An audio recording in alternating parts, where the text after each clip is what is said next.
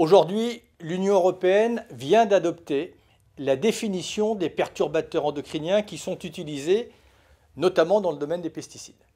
Ça fait 4 ans que la France demande sans relâche à la Commission européenne d'agir sur ces perturbateurs endocriniens.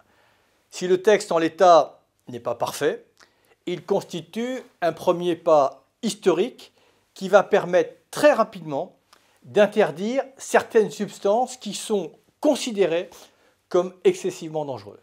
Sur ce sujet qui préoccupe évidemment l'ensemble des Français, car il s'agit, vous l'avez compris, ni plus ni moins de leur santé, on se doit d'agir. C'est pour ça qu'avec la ministre de la Santé, Agnès Buzyn, nous avons proposé au Premier ministre, Édouard Philippe, que la France interdise ces substances sur son territoire dès lors que leur dangerosité aura été prouvée, avec l'aide notamment de nos agences et avec l'aide des expertises indépendantes. Nous allons lancer immédiatement ce processus, car bien entendu, ni la ministre de la Santé ni moi n'avons envie de prendre le moindre risque sur la santé des Français.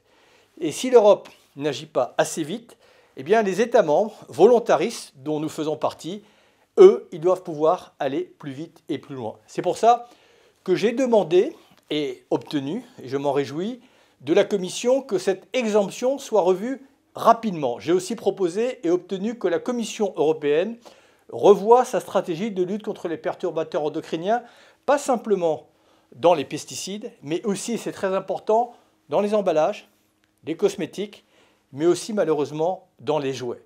Et puis, j'ai obtenu 50 millions d'euros de la Commission européenne pour financer justement la recherche indépendante sur les perturbateurs endocriniens. Mais ça ne suffit pas, il faut aller plus loin.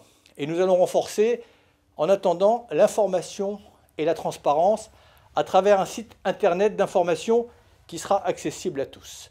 Et puis avec ma collègue de la recherche, la ministre de la Recherche, nous voulons renforcer la recherche indépendante qui permettra de lever les dernières incertitudes qui pèsent sur certains produits. Enfin, je veux aussi qu'on travaille sur les alternatives, car pour beaucoup de produits utilisés dans l'agriculture, il y a des solutions alternatives qui sont beaucoup moins nocives et dangereuses pour l'environnement. Il faut donc identifier ces alternatives et surtout accélérer leur diffusion.